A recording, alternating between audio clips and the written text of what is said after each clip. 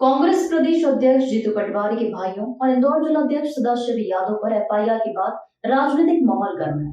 शुक्रवार को पूर्व मुख्यमंत्री और राज्यसभा सदस्य दिग्विजय सिंह के नेतृत्व में कांग्रेस कार्यकर्ता सहित इंदौर पुलिस कमिश्नर पर ज्ञापन सौंपा गया। इस दौरान दिग्विजय सिंह ने 15 दिन का अल्टीमेटम देकर उग्र प्रदर्शन की चेतावनी दी है।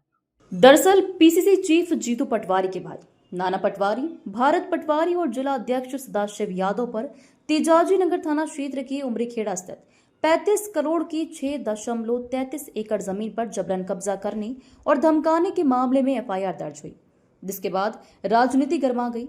ज्ञापन के माध्यम से बताया कि अखिल भारतीय यादव महासभा ट्रस्ट द्वारा जमीन का विधिवत नामांकन कर जमीन पर कब्जा लिया गया, पर इस मामले में जीतू पटवारी के भाइयों को राजनीतिक व्यवस्था के चलते जोड़ा गया, जिस पर निष्पक्ष जांच होना चाहिए, और बताया कि जमीन में मुख्यमंत्री मोहन यादव और उनके भाई नारायण यादव भी संरक्षक है।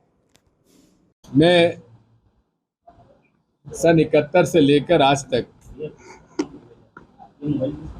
विरोध में भी रहा, सत्ता में भी रहा, लेकिन कोई भी प्रशासन को सत्ताधारी दल के रूप में, उनके कार्यकर्ता के रूप में काम करते हुए मैंने नहीं देखा। मेरे 10 साल के कार्यकाल में कोई भी भाजपा के कार्यकर्ता नेताओं के खिलाफ कोई झूठा प्रकरण नहीं लगाया गया और उन्हें किसी प्रकार की प्रताड़ना नहीं दी गई। लेकिन इंदौर में ये देख रहे हैं हम लोग कि कार्यकर्ता, कांग्रेस के कार्यकर्ताओं को छांट कर उनके खिलाफ कार्रवाई की जा रही है और भाजपा के वो लोग जो कि खुलकर अपने ही दल के लोगों के साथ मारपीट करके उनको जबरदस्ती नंगा कराया जाता है उनके परिवार के सामने, उनके अपराधियों पर रियायत बरती जाती है। अभी फिलहाल 1 महीने के अंदर 2 प्रकरण ऐसे हो गए। वैसे प्रकरण बहुत सारे हैं, लेकिन जहां विपक्ष के नेता नगर निगम इंदौर में और प्रदेश कांग्रेस के अध्यक्ष जीतू पटवारी जी के भाइयों के प्रकरण में साफ दिख रहा है कि इन्हें झूठा प्रकरण बना के बस फंसाया जा रहा है और अपराधियों को बख्शा जा रहा है। मैं पहले चिंटू चौकसे जी का प्रकरण लेता हूं।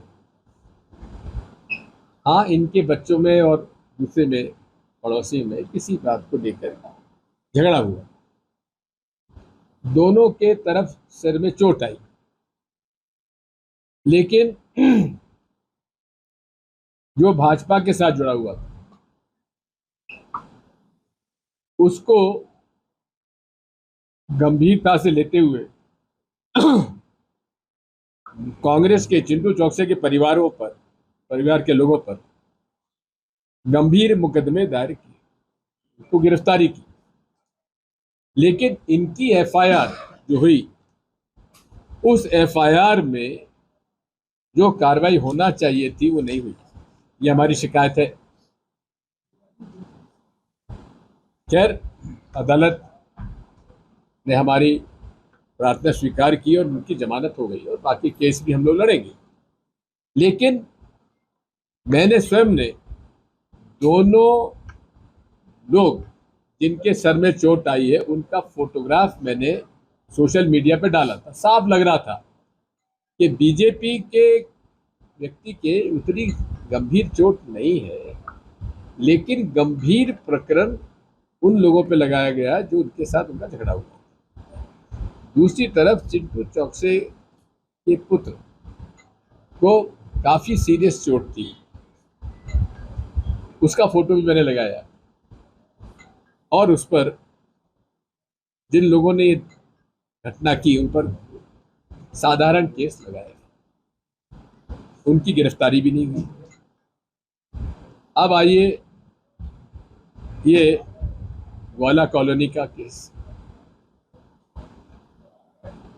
ये केस मुझे थोड़ा सा इसलिए पहले मालूम है कि वर्ष 94 में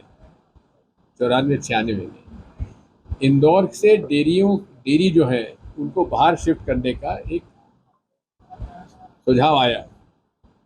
तो वहाँ सरकारी ज़मीन थी, वहाँ ग्वाला कॉलोनी के नाम से उसको डेवलप करना चाहते थे, लेकिन वो फिर डेवलप हुई नहीं। लोग वहाँ गए नहीं किसी कारणों से, वो ज़मीन खाली पड़ी थी। उस ज़मीन पर यादव समाज ने, जो कि गौ पालक है, उन्होंने एक ट्रस्ट का गठन किया और उस गठन करने के पश्चात वहाँ श्री कृष्ण का मंदिर और गौशाला निर्माण करने का निर्णय लिया। ट्रस्ट का रजिस्ट्रेशन तो हो गया है, लेकिन उसका नोटिफिकेशन नहीं हुआ।